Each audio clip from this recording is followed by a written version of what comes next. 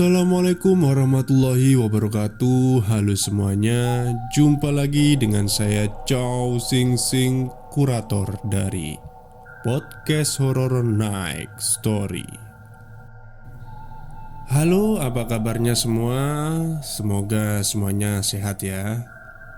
Dan pada malam hari ini, seperti biasanya, saya akan membawakan sebuah kisah mistis untuk kalian semua. Dan kisah mistis kali ini datang lagi dari Mas Bromo Cora, yang dulu pernah menceritakan, kalau nggak salah judulnya Wanita Misterius yang beranak dalam kubur itu. Jadi cari aja yang judulnya Wanita Misterius kalau ingin tahu. Dan kali ini Mas Bromo Cora ini ingin menceritakan tentang kejadian yang dialami waktu masih ada di pondok. Seperti apa kisahnya? Mari kita simak. Halo semuanya. Masih di waktu saya mengenyam pendidikan pondok pesantren Salafiyah di daerah selatan Banten. Dan masih dengan kemalasan saya dalam mengikuti jadwal rutin belajar. Cerita ini masih saya ingat.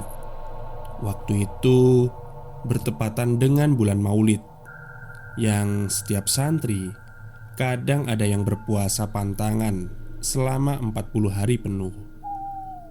Puasa pantangan yang saya maksud itu tidak boleh makan minum dengan bahan yang dari hewani, atau biasa disebut mutih. Berbeda dengan halnya santri lain, saya malah tidak ikut berpuasa karena saya meyakini puasa itu cuma wajib 1 tahun sekali, yaitu pada bulan Ramadan. Atau mungkin cuma sifat malas saya saja yang meyakini itu.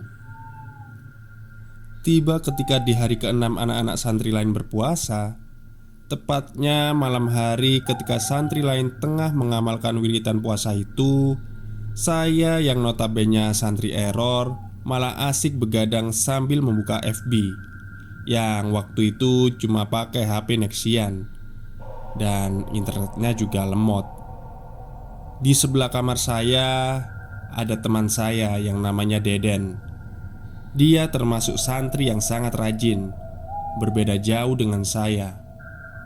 Tapi walaupun dia rajin, dia sangat penakut. Kebetulan kompleks kamar kami memang berbeda dengan santri lain.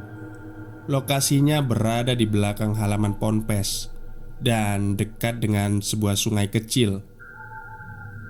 Di kompleks kami ini cuma ada 2 kamar yang layak huni, karena semuanya sudah hampir hancur akibat musim hujan tahun lalu.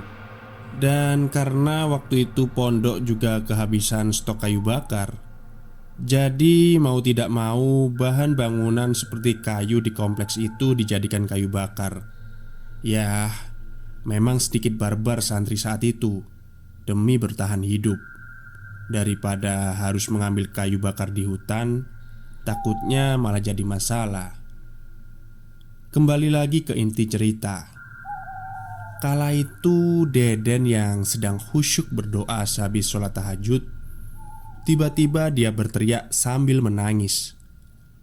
Saya tidak menghiraukan teriakan Deden karena saya kira dia sedang bercanda. Saya diamkan selama 1 jam.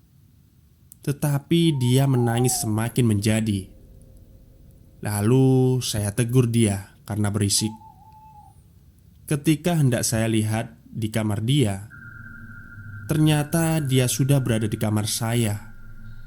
Saya heran, dia bisa masuk dari mana? Sedangkan kamar saya kunci dari dalam.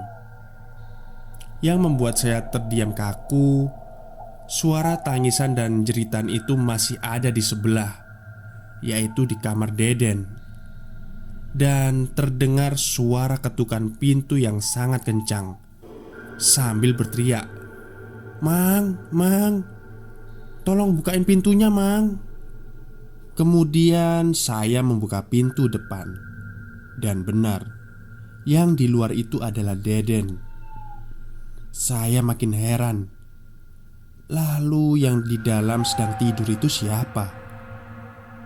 Saya suruh Deden masuk, dan kemudian saya kembali ke kamar sambil memastikan yang tidur di dalam itu Deden atau bukan. Pas saya lihat, ternyata tidak ada siapa-siapa. Lalu saya suruh Deden duduk dan memberinya air hangat.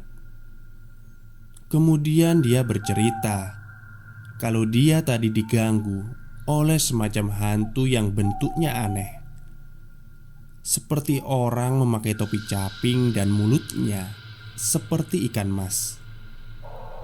Jujur saya sedikit tertawa mendengar omongan dia.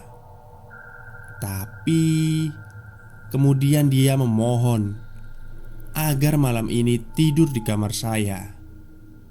Ya, mau tidak mau saya mengabulkannya. Keesokan harinya saya memeriksa kamar Deden. Saya sempat dibuat bingung karena sekat pembatas kamar Deden yang terbuat dari anyaman bambu jebol, seperti habis dikoyak-koyak cakar.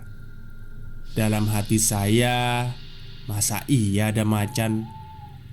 Setahu saya binatang buas semacam harimau atau babi liar belum pernah ada di sini. Walaupun lokasi ponpes saya dekat dengan hutan. Kemudian Deden pun pindah ke kamar kompleks lain yang agak dekat dengan majelis tempat para santri mengaji. Tiba di waktu maghrib, ketika saya selesai berwudu untuk sholat maghrib, saya hendak masuk ke kamar dan melewati bekas kamar Deden. Anehnya, saya melihat ada orang yang sedang khusyuk berdoa. Saya tidak ambil pusing. Saya kira itu Deden. Dan ketika saya selesai sholat, saya sedikit terganggu dengan pikiran saya. Loh, bukannya tadi si Deden bilang mau pulang ke rumah ya? Karena saya penasaran, saya bertanya dengan teriak, "Gak jadi pulang, Den?" Lalu terdengar suara di kamar itu. "Pulang kemana? Tempat saya di sini." Dek! Sontak dada saya seperti ditinju. Kaget bercampur ngeri. Saya pun kemudian diam-diam keluar kamar sambil memberanikan diri melihat siapa yang ada di kamar itu. Dan benar apa yang dikatakan Deden. Makhluk itu memang seperti orang pakai topi caping di bagian kepalanya. Dan dia memiliki wajah seperti ikan emas. Ketika saya hendak berlari menuju kompleks lain, makhluk yang ada di kamar itu bicara lagi. "Mau kemana, Kang? Penakut amat jadi santri." Setelah kejadian itu, saya sakit terkena demam sampai 3 hari. Dan dari kabar yang saya dengar, Deden juga sakit demam ketika pulang dari kejadian itu. Saya berpikir Deden saja yang orangnya rajin beribadah masih diganggu, apalagi saya yang ibadahnya masih kosong. Sekian cerita dari saya. Mohon maaf kalau ceritanya agak ngalor ngidul, tapi percayalah, ini adalah cerita nyata. Wassalam. Oke, terima kasih kepada Mas Bromo Cora yang sudah kembali mengirimkan kisah mistisnya kepada podcast Horror Next Story. Dan memang kalau difantasikan atau dibayangkan hantu pakai caping terus mukanya seperti ikan mas itu memang aneh. Tapi kalau beneran ketemu ya pasti menyeramkan ya. Ah, mungkin itu saja cerita pada malam hari ini.